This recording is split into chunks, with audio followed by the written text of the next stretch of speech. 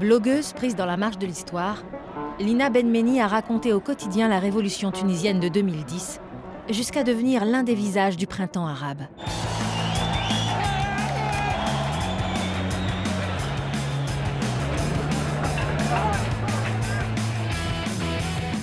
Disparue en 2020 à l'âge de 36 ans, cette cyberactiviste accessible, proche des gens, a jusqu'au bout fait d'Internet l'outil fédérateur d'une jeunesse en révolte.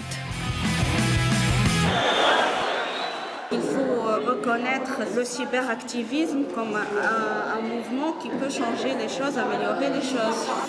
Tout est parti d'un blog. De retour d'un an d'études aux États-Unis, Lina Benmeni raconte sur Internet ses soirées dans les clubs de Tunis. Mais très vite, l'héritage familial ressurgit. J'ai grandi dans un environnement où les parents se révoltaient, les amis se révoltaient, s'indignaient.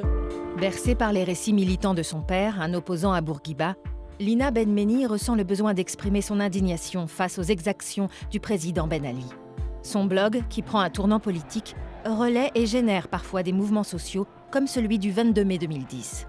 Je pense que c'était la première fois en Tunisie qu'on réussit à pousser les gens de sortir d'Internet et aller manifester dans la rue. C'est-à-dire vous avez décidé d'essayer d'organiser une manifestation pacifiste à Tunis.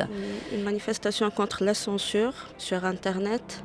La révolution tunisienne commence quelques mois plus tard, quand en décembre 2010, un jeune vendeur de fruits, de désespoir, s'immole après la saisie de sa marchandise. Comme souvent, Lina est l'une des premières sur les lieux pour témoigner.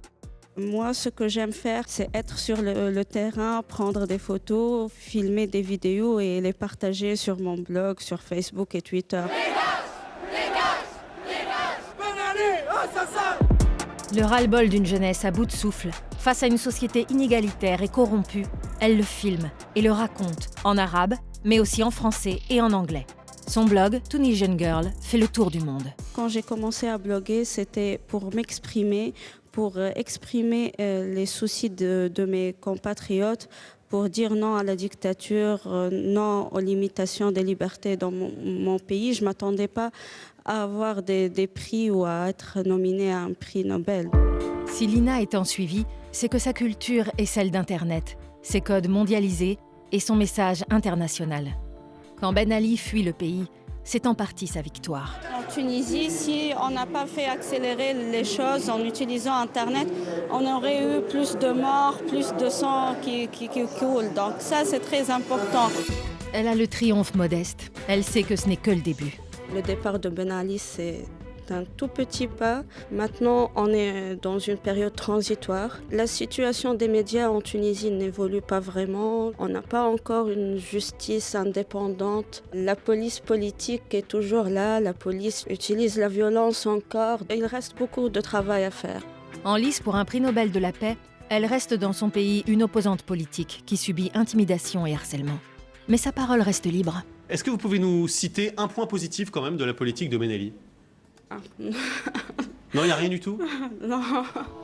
Porte-voix d'une génération laïque, moderne, pour l'égalité des sexes, Lina Benmeni a amené le peuple à se ressaisir d'un pouvoir qui était concentré entre les mains d'un seul. Nous voulons dire que la liberté d'expression, la liberté de la création artistique n'a pas de limite. En janvier 2020, la voix de Lina Benmeni s'est éteinte. Mais le pont qu'elle a construit entre la jeunesse tunisienne et le reste du monde lui survit.